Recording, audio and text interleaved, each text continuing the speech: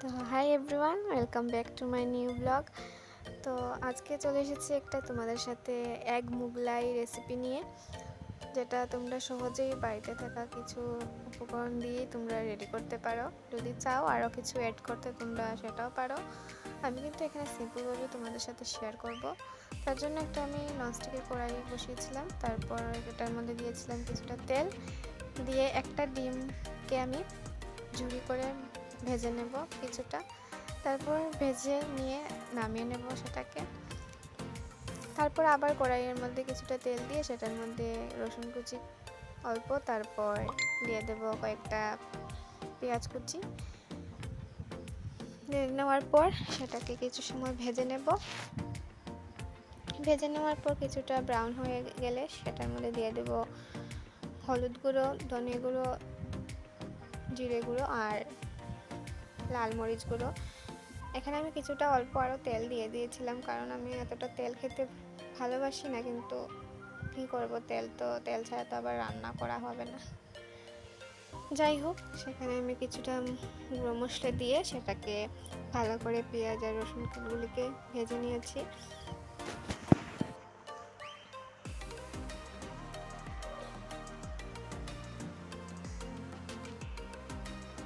তারপর ভেজে রাখা ডিম ঝুড়িগুলো আমি পেঁয়াজের মধ্যে দিয়ে দেব, দিয়ে সেটাকে মিক্স করে কিছু সময় ভাজবো। তারপর সেটাকে আবার অল্প সময় ভেজে আবার নামিয়ে নিব। তারপর নামিয়ে নিয়ে একটা বাটিতে আমি বাড়িতে একটা টমেটো কেচাপ বানিয়েছিলাম, সেটা রেসিপিও তোমাদের সাথে শেয়ার করবো একটা। তারপর মিশিয়ে এখানে সাইডে আমি কিছুটা রুটির মতো ছোটো ছোটো করে বেলেছিলাম, সেটা মিডলে দিয়ে তারপর এটাকে ফোল্ড করে নেব। আমি দেখতে পাচ্ছি তোমরা কীভাবে আমি ফোল্ড করছি, আর যাতে এটা জোড়াটা ছুটে না যায় আর ফুলগুলো বেরিয়ে না আসে, তার জন্য আমি এটাকে এখানে একটু তেল হাতে লাগিয়ে আঙুলে লাগিয়ে সেটাকে জোড়া লাগিয়ে দিচ্ছি।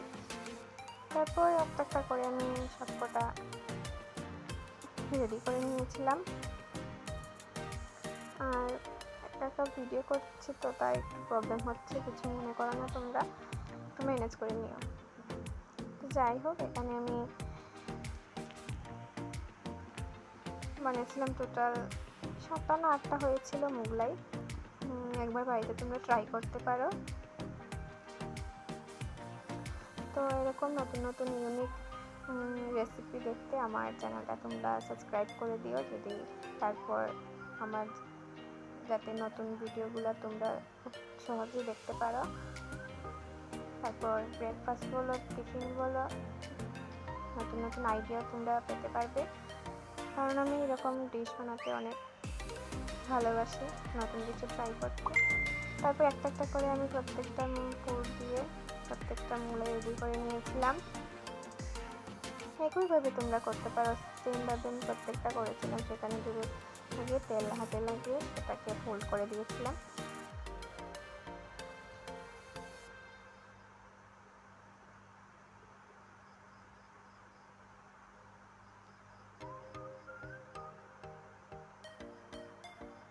তোমরা যদি চাও সেটাকে অন্য শেপ দেবে বা পরোটার মতন একটার উপরে আরেকটা এরকমভাবে পুর দিয়ে তারপর এটার উপরে আরেকটা রুটি দিয়ে বা পরোটা দিয়ে সেটাকে তোমরা ফোল্ড করে সাইডে থেকে ফোল্ড করে ভেজে নিতে পারো। তো এটা তোমাদের ইচ্ছা, কারণ আমি চেয়েছিলাম একটু মোগলাই শেপ দিও, তার জন্য একটা মোগলাইয়ের মতন করেছিলাম। আর সত্যি ট্রাস্ট মি, খুবই টেস্টি হয়েছে। তোমরা যদি চাও বাড়িতে প্লিজ রেসিপিটা শেয়ার করো। তো ফোল্ড করা শেষ আমার রেডি করা। তারপর আমি এখানে প্রথমে 4টে দিয়ে দিয়েছিলাম কড়াইয়ের মধ্যে, দিয়ে 4টেকে লো স্পিডে তোমরা ভাজবে, কারণ যদি ভিতরটা কাঁচা থাকে, যদি আগুন বেশি দাও ভিতরটা কাঁচা থাকবে আর বাইরের দিকটা কিন্তু ভাজা হয়ে যাবে, তাহলে কিন্তু খেতে ভালো লাগবে না। তার জন্য তোমরা একটু লো স্পিডে দিয়ে একটু সময় লাগবে, কিছু নয়, টেস্টি খাওয়ার জন্য তো একটু অপেক্ষা করতেই হবে, তাই না? যাই হোক, সেটাকে আমরা প্রথমে 4টা ভেজে নিয়েছি। দেখতে পাচ্ছ কি সুন্দর লাগছে না কালারটা, ব্রাউন ব্রাউন কালার এসেছিল। তারপর আমি সেটাকে একটা প্লেটে নামিয়ে নেব। নামিয়ে নেওয়ার পর আরও বাকিগুলিকেও আমি সেমভাবে ভাজবো। সেটা থেকে আমার হেল্প করে দিচ্ছিল আমার বৌদি, বলছে দাও আমি ধরে দিচ্ছি ক্যামেরাটা।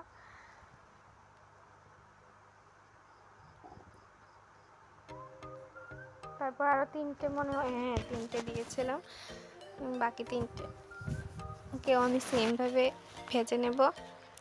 তারপর এখানে আমি একটা প্লেটে সবকটা নামিয়ে নিয়ে তারপর আমার যে হোমমেড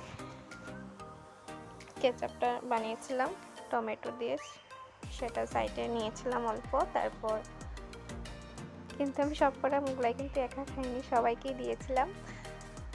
আর সবাই খেয়ে তো অনেক তারিফ করেছে আমার, বলছে যে খুব টেস্ট হয়েছে। তারপর মা বলছিল যে বাবা একটু লিকার চা কর, আমার তো মাথা খুব ব্যথা করছে, তার জন্য আমি সেখানে সাইডে থেকে চা বসিয়ে দিয়েছি। চাটাকে নামিয়ে সবাইকে দিয়ে দেবো। তো ভালো লাগলে তোমরাও আমার লাইক কমেন্ট এন্ড শেয়ার করতে পারো, আর চ্যানেলটাকে সাবস্ক্রাইব করতে ভুলো না। তো দেখা হচ্ছে নেক্সট ভিডিওতে। সবাই ভালো থেকো, সুস্থ থেকো, টাটা।